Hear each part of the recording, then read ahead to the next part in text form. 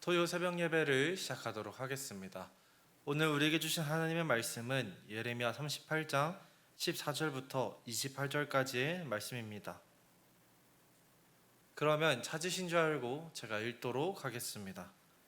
시드기야 왕이 사람을 보내어 선지자 예레미야를 여호와의 성전 셋째 문에 데려오게 하고, 왕이 예레미야에게 이르되 내가 내게 한 가지 일을 물으리니 한마디도 내게 숨기지 말라. 예레미야가 시드기야에게 이르되 내가 이 일을 왕에게 아시게 하여도 왕이 결코 나를 죽이지 아니하시리이까. 가령 내가 왕을 권한다 할지라도 왕이 듣지 아니하시리다. 시드기야 왕이 비밀리 예레미야에게 맹세하여 이르되 우리에게 이 영혼을 지으신 여호와께서 살아계심을 두고 맹세하노니 내가 너를 죽이지도 아니하겠으며 내 생명을 찾는 그 사람들의 손에 넘기지도 아니하리라 하시는지라. 예레미야가 시드기야에게 이르되 만군의 하나님이신 이스라엘의 하나님 여호와께서 이와 같이 말씀하시되 내가 만일 바벨론의 왕의 고관들에게 항복하면 내 생명이 살겠고 이 성의 불사름을 당하지 아니하겠고 너와 내 가족이 살려니와 내가 만일 나가서 바벨론의 왕의 고관들에게 항복하지 아니하면 이 성이 갈대아인의 손에 넘어가리니 그들이 이 성을 불사를 것이며 너는 그들의 손에 벗어나지 못하리라 하셨나이다. 시드기야 왕이 예레미야에게 이르되 나는 갈대아인에게 항복한 유다인을 두려워하노라. 염려하건대 갈대아인이 나를 그들의 손에 넘기면 그들이 나를 조롱할까 하노라 하는지라.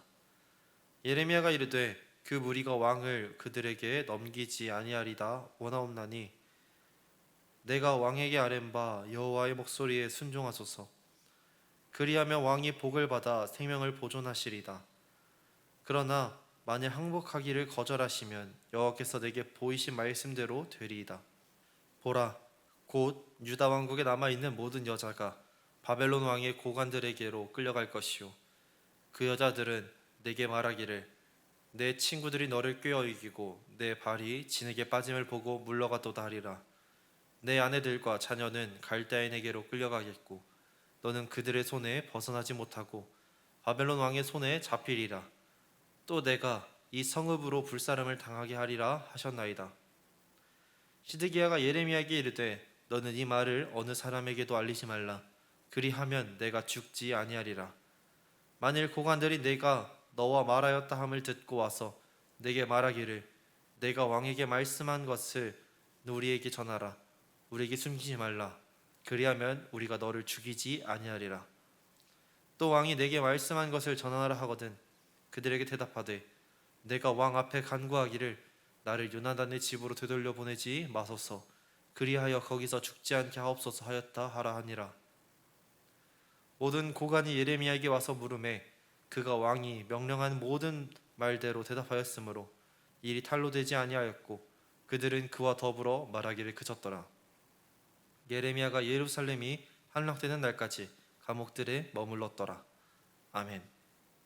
저는 오늘의 말씀을 묵상하며 한 가지라는 제목을 지어 보았습니다. 프랑스의 유명한 실존주의 철학가 장 폴 사르트르는 우리의 인생을 관통하는 짧은 문장을 하나 남겼습니다. 그것은 바로 인생은 B와 D 사이에 있는 C의 연속이다 라는 말입니다. 이 말은 우리가 아주 잘 알고 있는 것처럼 탄생을 의미하는 birth와 죽음을 의미하는 death를 의미합니다. 그리고 그 사이에 있는 C는 무엇을 의미하냐면 우리의 선택을 의미하는 choice입니다. 이 말을 요약해 보자면 우리의 인생은 태어난 순간부터 죽는 순간까지 그 순간 동안 계속해서 선택이 강요되고 연속적으로 필요하다는 것을 의미하고 있습니다. 우리는 어려서는 어떤 친구를 사귈지, 어떤 공부를 해야 될지, 어떤 대학을 가야 되는지에 대해서 선택하게 됩니다. 청년의 시기가 되면은 내가 진로를 그리고 내가 취업을 선택하는 시기가 다가옵니다. 좀 더 성장하여 성인이 되면 어떻게 됩니까? 자신의 배우자를 선택하고 더 큰 미래를 계획하고 신중한 선택을 내리게 됩니다. 이렇게 간단하게만 살펴봐도 우리는 사르트르가 이야기한 것처럼 살아가면서 참 많은 선택을 하면서 살아가고 있다는 것을 알 수 있습니다. 이러한 선택의 과정 중에 다양한 선택지가 제시될 수도 있고 단 한 가지만의 선택지가 제시될 수도 있습니다. 또한 선택을 결정하는 데까지 아주 긴 충분한 시간이 우리에게 기다려주는가 하면 충분한 생각할 시간이 준비되지 않아서 성급한 선택을 내리게 될 때도 있습니다. 그렇게 우리는 살아가면서 좋은 선택을 통해 발전을 경험합니다. 또한 아쉬운 선택을 통해 몰락을 경험하기도 하고 때로는 그것에 대해서 후회하기도 합니다.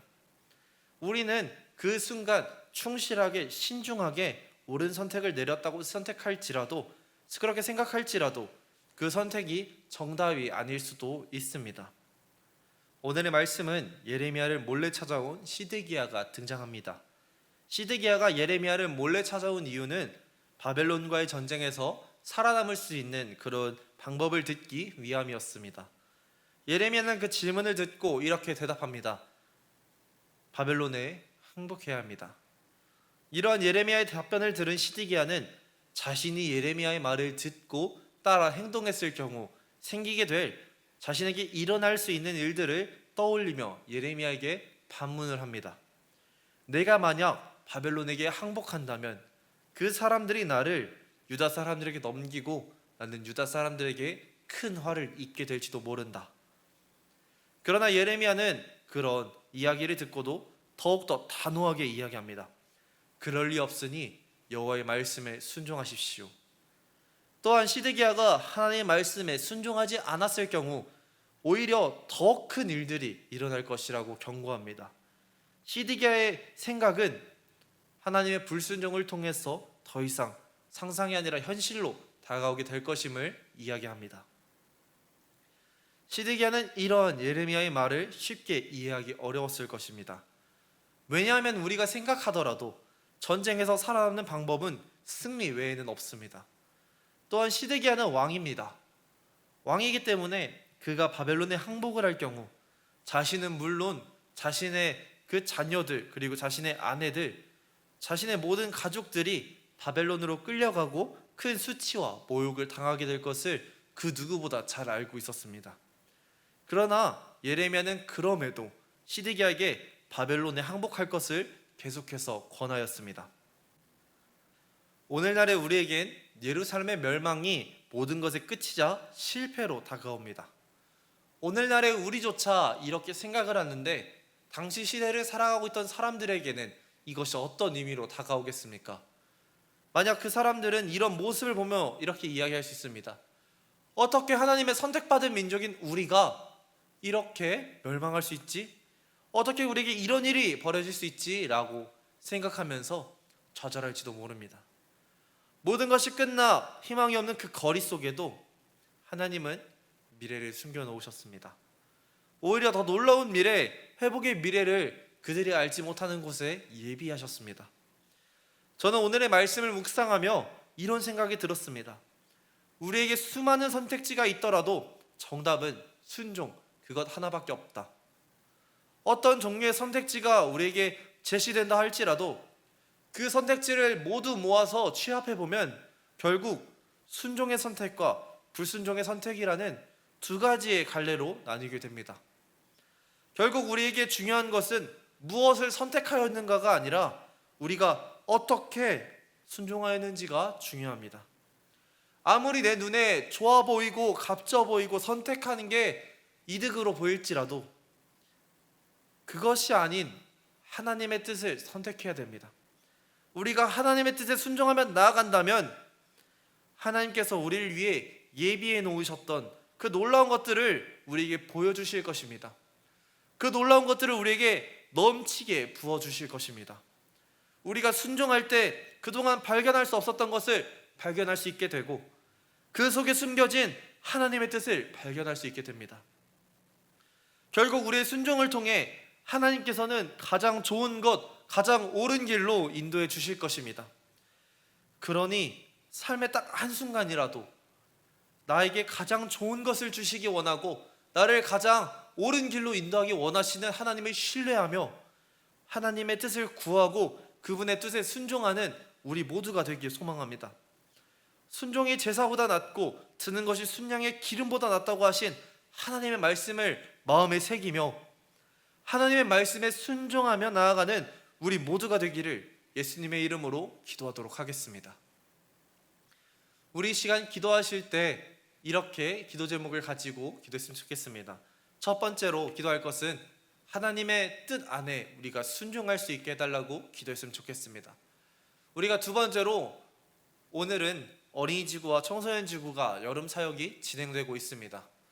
이 진행되는 순간 가운데에 하나님의 놀라운 뜻을 따라 살아갈 수 있는 우리 교육지구가 될 수 있게 해달라고, 또한 모든 우리 다음 세대가 주님을 믿고 주님의 꿈을 꾸고 나아갈 수 있는 그런 놀라운 기적이 일어나게 해달라고 함께 기도하겠습니다.